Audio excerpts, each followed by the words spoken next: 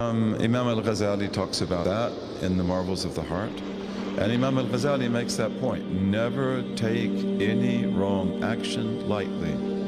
It is true that good deeds obliterate bad deeds. So if you sully the mirror of the heart, and we sully it by doing bad deeds, we can clean it, we can polish it. But it will, even though it will be polished, it will never be exactly like it would have been. So Imam al-Ghazali says every time you do a bad deed, you lose a part of the rational soul that you never get back. And what he wants to emphasize is that don't go one step forward and one step back. One step forward and one step back. A lot of people do that. They do something wrong, then they do Tawba. Okay, great. The Tawba has now removed that. And you're back at the beginning point. But then you're going to keep doing back and forth like this. This harms us very much. And you want to become really pure. And people who keep themselves pure, they have amazing hearts. They have really amazing hearts. So then he says, وَالْعَزْمُ أَلَّا يَرْجِعَ. Okay?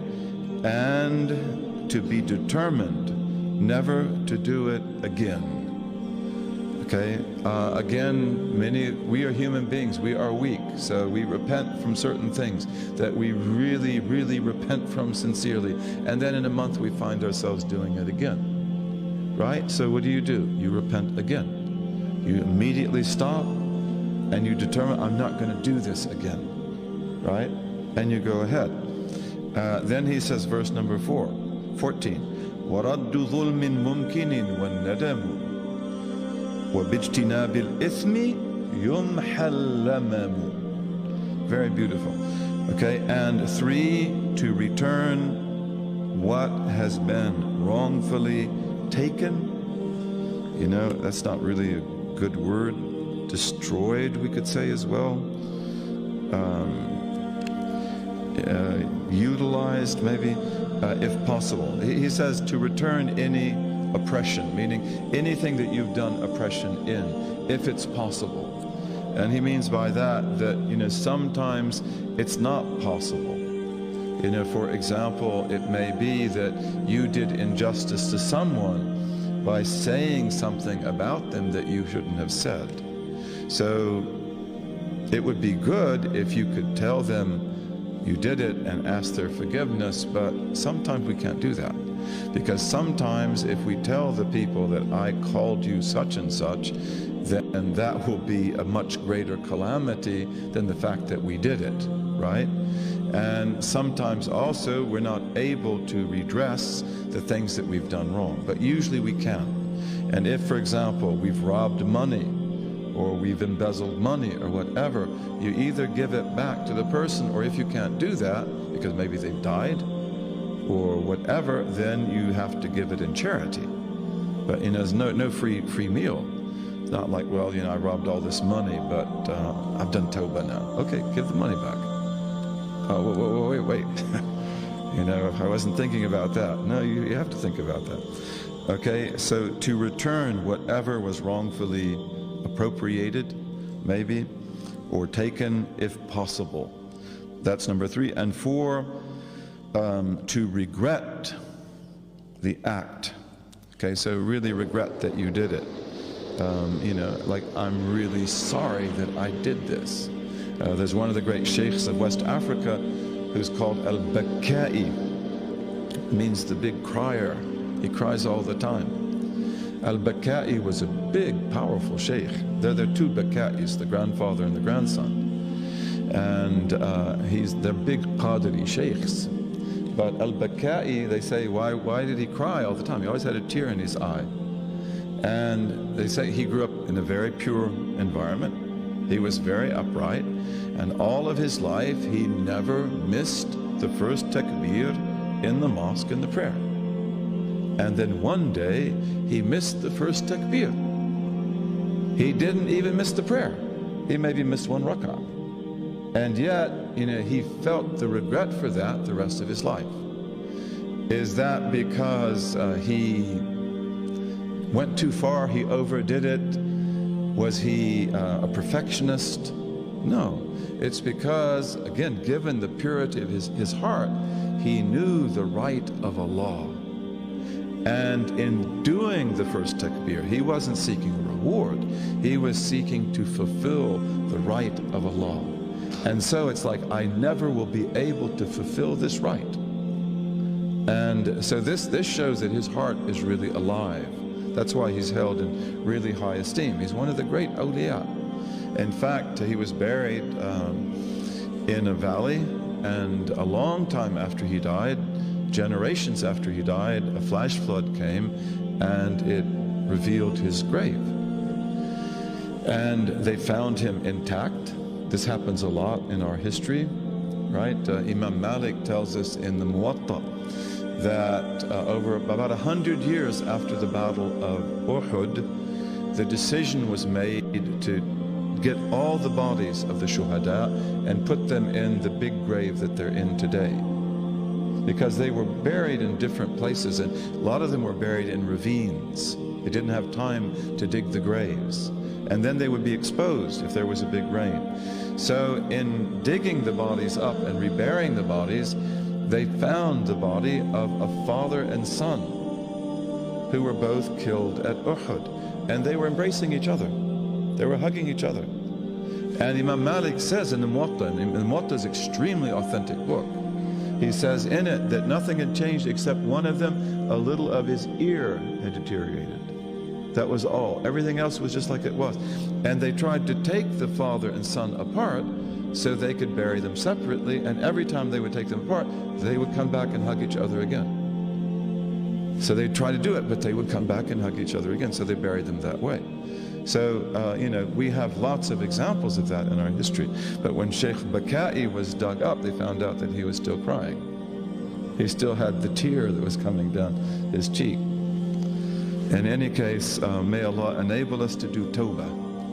So it has 4 conditions, right? Stop the thing immediately. Don't wait. You know, don't wait. And then be determined not to do it again, and regret the fact that you did it. You know, you ought to be able to cry about this. If you can't cry, it means like maybe you don't really regret it, right? And this is why also the wrongs that we do, and we all do wrongs because we're human beings, we're weak, but they're the things that you don't want to forget. The good deeds you do, those you should forget. In fact, you usually do forget them if they were accepted, because they're taken up to heaven. So you don't remember. And a lot of good people, it's like they don't see that they're good at all. This is a mercy of Allah to them. He takes their deeds up, they don't see them. They're not thinking like, I did this, I did this. That's a hypocrite. Okay, so the good deeds, it's very good to forget the good deeds. You don't want to ever see yourself in terms of how good you are, because that will harm you. But in terms of the mistakes we made and the failures we've made and the idiocies of our lives, we don't want to ever forget that, because that keeps us humble. That keeps us humble. And like when you want to define yourself, or I want to define myself, you don't want to ever define yourselves in terms of what the people think about you, that you're so good and so forth. Well, may we be good. But the thing is that you know about yourself things you've said and done that are private. You don't tell anybody that, and you don't forget that, because that's who you are. You're the person who lost hope. You're the person who despaired, right? And that will keep you strong, bi'iznillahi ta'ala. Gives us humility. Then he says, وَبِاجْتِنَابِ الْإِثْمِ يُمْحَ الْلَمَمُ. By avoiding major sins, al-ithm, he means iniquity here, by avoiding iniquity, it's actually iniquity, but I called it major sins, iniquity. By avoiding major sins, yumhal lamamu, minor wrongs are erased. So this is again possible for Allah, that if you will avoid the major sins, you know, and of course if we do a major sin, we've got to repent from that. got to do that. But if you will lead a good life, praying and fasting and doing good and avoiding the major sins, then Allah will erase the minor ones. You'll also ask forgiveness for them as well, but they will be erased. This is possible for Allah. He does in creation whatever He wills, and He can be as generous to the believers as He wills to be. Again, the Khawarij said, you know that God will punish the Kabira. He must. And this was a big problem, you know, big problem for them. And we say, no, we don't accept that at all. If we do major sins and He wants to put us in the fire, that's the way it will be. And that may be the way that it is with most people. Don't take chances. But if He wills to forgive you, He will. And all of you know the story of the criminal from the children of Israel who killed 99 people. He was a murderer. And then he comes to a scholar and he said, like, I killed 99 people. Is there any hope for me? No. I said, okay, so let's make it 100. And then he goes to another scholar who is a little bit more intelligent and a little bit probably wiser, and he also knows more about Allah. And he says, okay, I've killed 100. Is there any chance that Allah will forgive me? He said, yes. Allah forgives whatever He wills. And then he tells him, but leave this community because it's not good for you, and go to another one which is good for you. And as you know in the story, when he's going to that other community, having done Tawba, then he dies. The angels of death come to get him, and the angels of punishment and the angels of forgiveness argue over his soul, who should get it.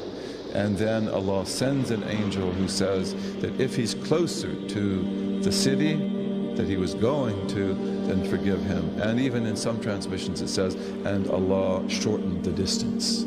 So Allah is very forgiving. We believe in that. That's a fundamental belief of Ahlus Sunnah wal Jama'ah, and it is also a fundamental tool on the path to Allah, because we believe in the mercy of Allah and we are not judgmental of other people. We don't go around saying they're kafirs, they're kafirs, they're kafirs. Then he says, وَمَنْ يَمُتْ وَلَمْ يَتُبْ مِنْ وِزْرِهِ فَوِّدْ إِلَى اللَّهِ جَمِيعَ أَمْرِهِ وَمَنْ يَمُتْ وَلَمْ يَتُبْ مِنْ وِزْرِهِ فَوِّدْ إِلَى اللَّهِ جَمِيعَ أَمْرِهِ. And whoever dies, meaning whoever dies as a believer, because that's what he's talking about, that's understood. Whoever dies and has not repented from the burden of his great wrongdoing, he's not repented from his sins, relegate to God the entirety of his affair. All right, so you know Muslims who drink and who maybe do drugs and who go out with women, or women who go out with men, right? It happens in our community. We know people who do things like that, and then if they die, what do you say about these people? Oh, he's going to hell. No, we don't say that. So whoever dies without having repented from the burden of his sins, we don't have any evidence that he repented, then relegate his matter to God. Turn it over to God. This is not your business. So you don't know what's going to happen to him. Yes, you can pray for him. It's very likely that he or she will go to the fire. It's very likely that they may be in the fire for a long time. You don't envy them. But nevertheless, we are not judgmental. You turn the matter over to Allah. Allah will forgive them if He wills. And that's possible. So again, we're talking about what is possible regarding Allah. Don't impose your ethical, moral standards. You may be very rigorous. You may say that, well, I wouldn't forgive him, but you're not God. You're not the one who created him. Okay, so this is really beautiful. And these are the beliefs of Ahlus Sunnah wal Jama'ah. And that's why Ahlus Sunnah wal Jama'ah, throughout history, they are usually in the middle, and they are usually very humane, and they are usually very judgmental. And that's why today when we have in our Muslim communities people that are extremely rude and extremely unwelcoming and really judgmental and in your face about everything, you know, it's like, you didn't ever study this, did you? You were never brought up to learn this, were you? And they aren't. And these are people who have not been trained. They've not been disciplined. This is not our way.